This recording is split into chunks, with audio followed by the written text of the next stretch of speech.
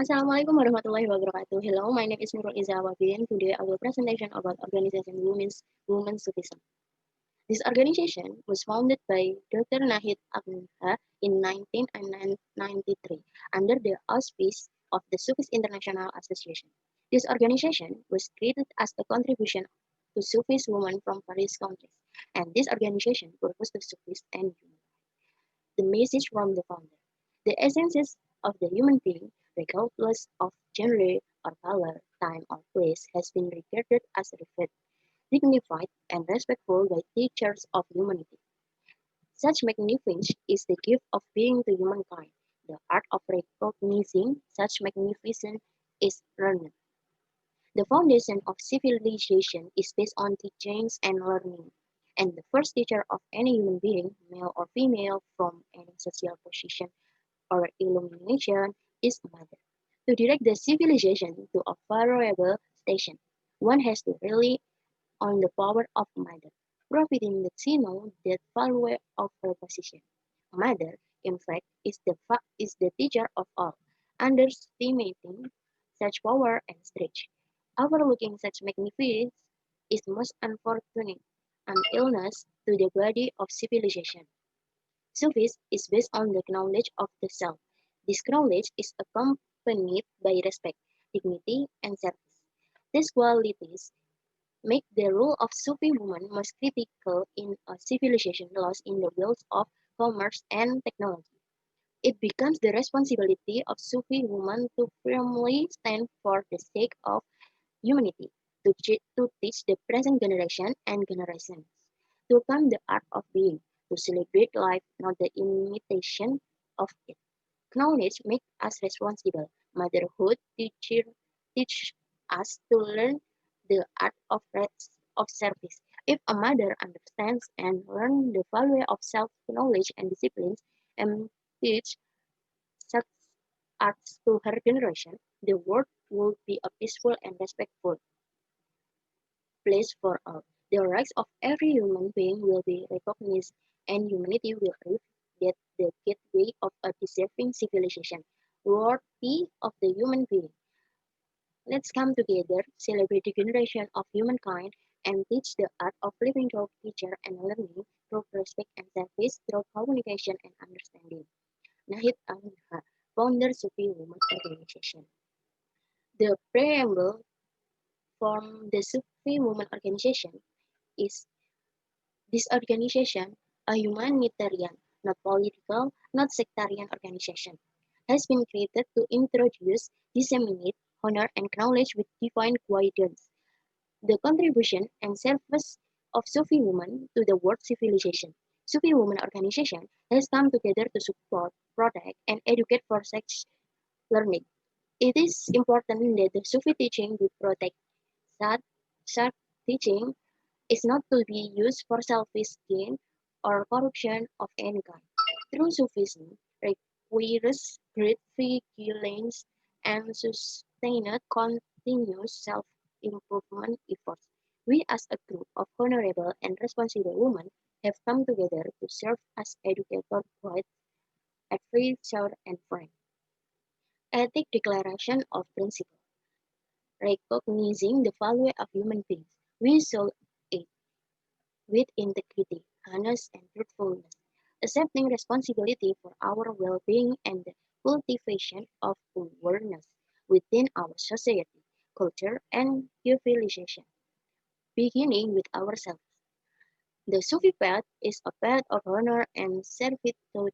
We put the word of the path above personal ambition and personal gain, and we seek to inspire others through our own life and work. We shall improve our own education, increase our skill, and strive to achieve within ourselves unity of thought, action, and belief. All human beings, regardless of gender, race, age, social, and economic status, have the right to education themselves to their full potential and to advance on the spiritual path. If they attain spiritual knowledge, they have the right to lead and attain spiritual leadership. We respect the rights of others to hold values attitude and opinions that differ from our own as long as those valid. Attitude and opinions treat all people with dignity, honor, and respect. Individuals, man or woman, student or leader, have the right to refuse any request made by others if they feel such request or demand is immoral, unethical, unnecessary, or against their will. We believe in the full respect representation of genders in public discussion, dialogue, or forums on matter of spirituality, and in meditation about marriage, divorce, education for all people as they relate to society and the family. We dedicate ourselves to support those who suffer or are oppressed in our own communities and beyond. Through our daily action and active humanitarian work, we should encourage the oppressed to speak and be heard by denouncing unethical conduct and manipulation within our own Sufi communities and in the large society. We support human rights and humanitarian peace efforts through organizations such as the United Nations.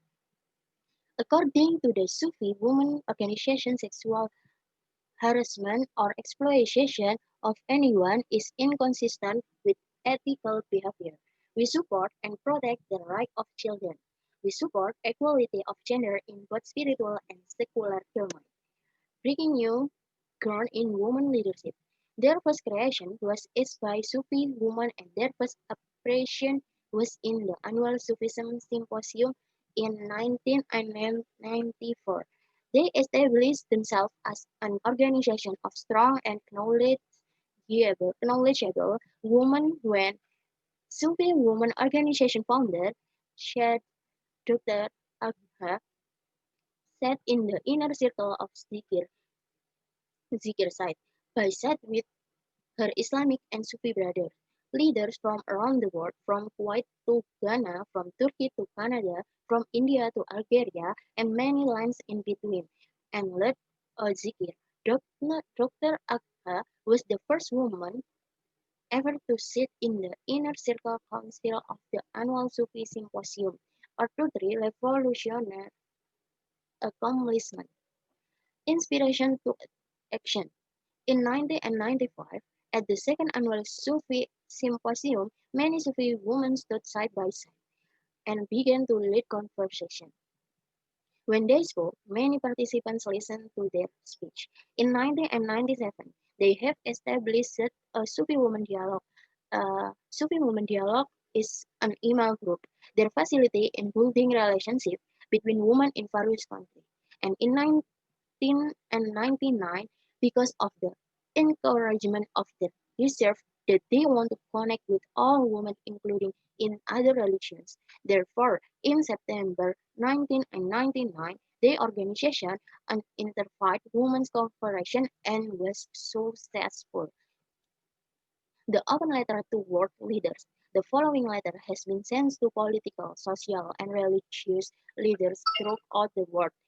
It was developed to raise awareness about the need to promote basic human rights universally in both Muslim and non-Muslim countries in the name of Allah, most gracious, most compassionate. Whoever obey the Prophet obey all Quran. The best most you are those who are best for their families, and their women are respectful and are honored among them. The most hateful is a society where women are neither honored nor respected, said the messenger of Allah.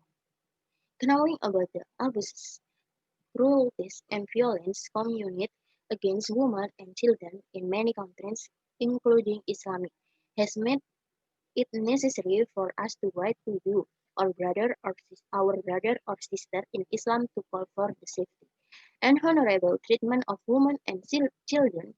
This letter is a call for action by asking every Muslim to stand for what is right and be an honorable mother for generations to come. By recognizing and educating the truth of Islam, we emphasize on the standards set by the Prophet and his teachers. By ensuring women the right, we honor men and women in Islam. For when women are treated with respect, it reflects the true spirit of Islam. The Islam leaders of today have the unique opportunity to act as role models for future generations by following the spirit and teachings of Islam and the tradition of the Prophet. It is imperative that the believing men take an active role in speaking forth on this issue and in ensuring that their Iran brothers are held accountable for this injection. So our Muslim leaders become the leaders of Zulm, oppression, towards their own citizens, particularly women and children, are viewed as Muslim leaders or citizens. Among those who can raise their heads with pride and claim that their women and children are safe. Their rights are supported and protected. Their interests protect women's rights, including rights to property, rights to education, right to work, and right to divorce, are guaranteed by Islam. Are these rights being protected and established in your country? Are those who beat, oppress, and disregard the needs of women arrested and punished? The whole world is beginning to recognize the truth of the rights established by the Prophet. Peace and blessings be upon you. Let not Muslims be the last to establish what is taught by Islam. We urgently request that every possible effective measure be exercised to protect women and children from violence and that those responsible are brought to justice in an expedient manner. We insist that this basic principle of human rights, the right to life in peace, be put into action, be renewing the commitment to bridge the gap between the existence of rights and their effective and honorable follow-through in each country. We are writing this letter as a strong reminder of the moral and ethical responsibilities exist not only for national authorities and citizens of the world, but for followers of Islam.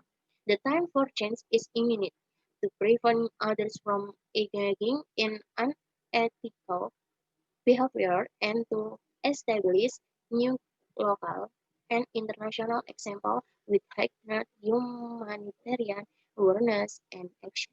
Let us work together to create a better tomorrow for all of us, all humanity.